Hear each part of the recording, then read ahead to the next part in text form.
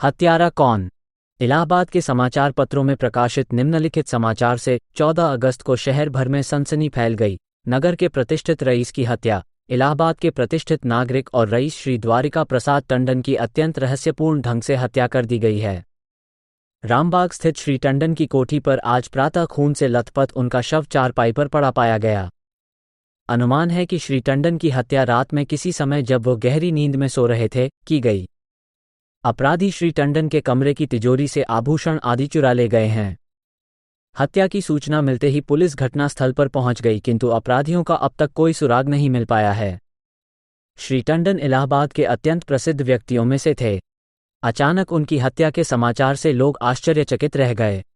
ये हत्या आम चर्चा का विषय बन गई और लोग राह चलते हत्या के कारणों के संबंध में तरह तरह की बातें करने लगे। कीटगंज थाने में हत्या की सूचना मिलते ही पुलिस इंस्पेक्टर श्री सिन्हा तुरंत अपने कुछ सिपाहियों के साथ रामबाग चल दिए। सिपाहियों को कोठी के आसपास से भीड़ हटाने का आदेश देते हुए सिन्हा ने सर्वप्रथम श्री टंडन के बड़े लड़के श्याम किशोर को एकांत में बुलाया। उन्हें सांत्वना देते हुए सिन्हा ने कहा, अब आप कुछ देर के लिए शांत होकर हमें घटना का पूरा विवरण बताइए, जिससे हम जांच का काम तुरंत शुरू कर सकें। अचानक पिता की रहस्यपूर्ण हत्या से श्याम किशोर पर मानो दुख का पहाड़ टूट पड़ा था। रुंधे गले में अपने को संयत करते हुए श्याम किशोर ने कहा, मैं आपको हत्या के बारे में कोई विशेष जानकारी नहीं दे सकूंगा। असलियत यह है कि मेरे पिता की हत्या इतने रहस्यपूर्ण ढंग से हुई है कि हम लोग पूर्णतया अंधकार में हैं। फिर भी आपको इसकी जानकारी कब हुई? रात में हम सभी लोग इस बरामदे में सोए थे। मेरी आदत कुछ देर से उठने की है। सुबह मैं अभी चारपाई पर ही लेटा था कि अचानक मुझे छोटे की चीख सुनाई दी। छोटे कौन? छोटे मेरा नौकर है। वो ज्यों ही पिताजी के कमरे में घुसा तो वहां का दृश्य देखकर चीख पड़ा। उसकी आवाज सुनते ही मैं भागकर कमरे में गया तो वहां चारपाई पर खून में डूबा हुआ पिताजी का शव पड़ा था। बरामदे में और कौन कौन लेटा था? यहां तो बच्चों के साथ मैं लेटा था। सामने की तरफ मेरी माताजी लेटी थीं और उस तरफ 3 नौकर लेटे थे। क्या इतने लोगों में से किसी को रात में कोई आहट नहीं मिली? सिन्हा ने आश्चर्य से पूछा। यही तो ताज्जुब है इंस्पेक्टर साहब। इतना भयंकर कांड हो गया और रात में हम लोगों में से किसी के कान में भनक तक नहीं पड़ी। श्याम किशोर ने विस्मय प्रकट करते हुए उत्तर दिया। सिन्हा ने कुछ सोचते हुए पूछा, क्या रात में चौकीदार नहीं थे? 2 चौकीदार रात भर पहरा देते हैं। एक सामने फाटक पर रहता है और दूसरा पिछवाड़े की तरफ, किंतु वे दोनों भी पूर्णतया अनभिज्ञ हैं। बरामदे से होते हुए जब सिन्हा श्री टंडन के कमरे में पहुंचे तो वहां का दृश्य देखकर वो आश्चर्य में पड़ गए। पलंग पर खून में डूबा हुआ श्री टंडन का शव पड़ा था। चारपाई के निकट जमीन पर लगभग 5 किलो वजन का एक पत्थर पड़ा था, जिससे अपराधी ने श्री टंडन की बाईं कनपटी पर घातक प्रहार किया था। मृतक के गले पर एक कपड़ा बंधा था, जिसे संभवतः अपराधी ने गला घोंटने के उद्देश्य से कसकर बांधा था। कमरे के एक कोने में तिजोरी रखी थी। चारपाई से तिजोरी तक खून से रंगे हुए पैर के निशान बने थे, जिनसे ये पता चलता था कि हत्या करने के बाद अपराधी ने तिजोरी खा ली। तिजोरी पर भी उंगलियों और हाथ के निशान दिखाई पड़ते थे। कमरे का ध्यानपूर्वक निरीक्षण करने के बाद पुलिस अधिकारी को सबसे अधिक आश्चर्य इस बात से हो रहा था कि बरामदे से, जहां परिवार के अन्य लोग सो रहे थे, मृतक की चारपाई की दूरी 15 गज से भी कम थी। फिर भी परिवार के किसी व्यक्ति को आहट तक न मिली। पुलिस द्वारा तत्काल कमरे के फर्श और तिजोरी पर बने हाथ और पैरों के निशानों की वैज्ञानिक जांच के लिए चित्र तैयार किए गए। इस रहस्यपूर्ण हत्या का कोई सुराग न मिलने पर अपराध को जांच का काम उत्तर प्रदेश की खुफिया पुलिस को सौंपा गया। आदेश मिलते ही पुलिस अधीक्षक श्री गोपाल के नेतृत्व में सीआईडी के अधिकारीगण तुरंत इलाहाबाद रवाना हो गए। अपराधी के संबंध में अनुमान लगाने के उद्देश्य से मृतक के कमरे में अपराधियों का पता लगाने वाले प्रशिक्षित कुत्ते छोड़े गए। कुछ देर तक कमरे की प्रत्येक वस्तु को सूंघने के बाद कुत्ते कोठी के पिछवाड़े चारदीवारी की ओर भागे। पिछवाड़े की चारदीवारी में बनी एक खिड़की से निकलकर कुत्ते जोर जोर से भौंकने लगे। इससे पुलिस को यह संकेत मिला कि अपराधी इसी रास्ते से भागे होंगे। इस संकेत के आधार पर पुलिस को यह अनुमान लगाते देर न लगी कि अपराधी को श्री टंडन की कोठी के सभी रास्तों की पूरी जानकारी थी।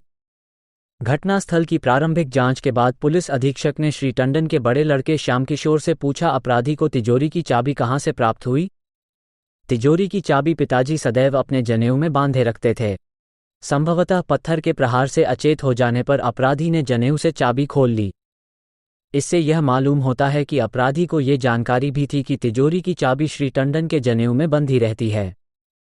निश्चय ही अपराधी को ये जानकारी थी। श्याम किशोर ने पुलिस अधीक्षक की बात का समर्थन करते हुए उत्तर दिया। इतना ही नहीं, अपराधी ने कमरे में रखी दूसरी तिजोरी को हाथ भी नहीं लगाया। इससे ये सिद्ध होता है कि उसे ये भी पता था कि परिवार के आभूषण आदि इसी तिजोरी में रखे रहते हैं और दूसरी तिजोरी अधिकतर खाली रहती है। पुलिस अधीक्षक ने अपनी बात पर बल देते हुए कहा, मेरे विचार से आपके अनुमान पूर्णतया सही हैं। श्याम किशोर ने समर्थन में सर हिलाते हुए उत्तर दिया। यदि यह अनुमान सही है तो निश्चय ही इस अपराध में कोठी के ही किसी व्यक्ति का हाथ है। पुलिस अधीक्षक ने अपना संदेह प्रकट करते हुए कहा। हो सकता है, पर अब तक कोई ऐसा प्रमाण नहीं मिला है जिससे इस संदेह की पुष्टि हो सके, श्याम किशोर ने दबी जबान से उत्तर दिया। अपराधी का पता लगाने के लिए पुलिस द्वारा कोठी के समस्त नौकरों और आसपास के 16 व्यक्तियों की एक सूची तैयार की गई।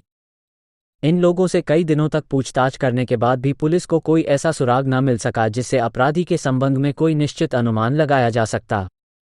इन सभी व्यक्तियों की खुफिया जांच से भी कोई ऐसी बात न मालूम हो सकी जिससे अपराधी के बारे में पुलिस किसी नतीजे पर पहुंच सकती। पुलिस अधीक्षक श्री गोपाल बड़ी उलझन में थे। सब कुछ प्रयत्न करने पर भी पुलिस को अब तक जांच में कोई सफलता न मिल सकी थी। एक ओर उनका अनुमान था कि इस अपराध में कोठी के ही किसी व्यक्ति का हाथ है, किंतु दूसरी ओर कोठी के नौकरों और अन्य व्यक्तियों से पूछताछ करने पर भी पुलिस को अब तक इसका कोई सबूत न मिल सका था। घंटों सोच विचार करने के बाद अचानक उन्हें अंधकार में प्रकाश की एक क्षीण रेखा दिखाई दी। पुलिस अधीक्षक ने तत्काल श्याम किशोर से पूछा, कोठी में 15-16 नौकर काम करते हैं, क्या इनमें से कभी कोई नौकर निकाला नहीं गया?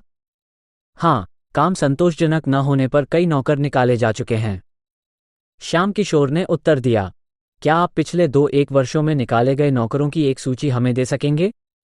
पिताजी एक रजिस्टर में सभी नौकरों के नाम आदि नोट रखते थे। मैं वो रजिस्टर आपको दे सकता हूं। रजिस्टर का ध्यानपूर्वक निरीक्षण करने पर यह पता चला कि पिछले कुछ वर्षों में कुल मिलाकर 18 नौकर निकाले गए हैं। इनमें से एक नौकर 2 महीने पहले निकाला गया था। पुलिस अधीक्षक ने कुछ सोचते हुए श्याम किशोर से पूछा, 2 महीने पहले अजीत सिंह को क्यों निकाला गया था? उसे पिताजी ने शहर में एक दुकान पर भुगतान करने के लिए 150 रुपये दिए थे। वो घर से रुपये लेकर साइकिल पर रवाना हुआ और गायब हो गया।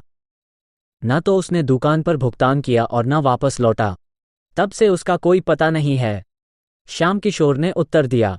अजीत सिंह के बारे में यह विवरण सुनते ही उस पर पुलिस अधीक्षक का संदेह बढ़ गया। उन्होंने श्याम किशोर से पूछा, क्या अजीत सिंह का पता ठिकाना मालूम है? इस रजिस्टर में ही पिताजी सब नौकरों के घर के पते नोट कर लेते थे। रजिस्टर से मालूम हुआ कि अजीत सिंह मुजफ्फरनगर जिले के खलवाड़ा गांव का रहने वाला है। अजीत सिंह के बारे में जांच पड़ताल करने के उद्देश्य से पुलिस के एक इंस्पेक्टर को उसी दिन उसके गांव रवाना कर दिया गया। खलवाड़ा पहुंचने पर गांव वालों ने इंस्पेक्टर को बताया कि अजीत सिंह सहारनपुर के किसी मेले में गया है। ये जानकारी होते ही अजीत सिंह के छोटे भाई जगत सिंह को अपने साथ लेकर पुलिस इंस्पेक्टर उसी दिन सहारनपुर चल दिए। सहारनपुर के मेले में अजीत सिंह ने खिलौनों और फाउंटेन पेन की एक दुकान खोल रखी थी। ये सूचना मिलते ही इंस्पेक्टर ने तुरंत अजीत सिंह को उसकी दुकान पर गिरफ्तार कर लिया। तलाशी लेने पर अजीत सिंह के पास से श्री टंडन की घड़ी और कुछ आभूषण बरामद हुए। अपने बयान में अजीत सिंह ने पुलिस को बताया कि वो लगभग 3 महीने श्री टंडन की कोठी पर नौकर रहा। इस अवधि में उसे हर एक बात की जानकारी हो गई थी। तिजोरी से आभूषण आदि चुराने के ही उद्देश्य से उसने श्री टंडन को गला घोंटकर हत्या की। उसने बताया कि हत्या करने के बाद वो सीधे दिल्ली गया और वहां उसने मेलों में बेचने के लिए कुछ खिलौने और फाउंटेन पेन आदि खरीदे। घटनास्थल पर प्राप्त निशानों से अजीत सिंह के हाथ और पैर के निशान मिलाने पर उनमें पूरी समानता पाई गई। सब प्रमाण मिल जाने पर अजीत सिंह के विरुद्ध श्री टंडन की हत्या करने के अभियोग में मुकदमा चलाया गया।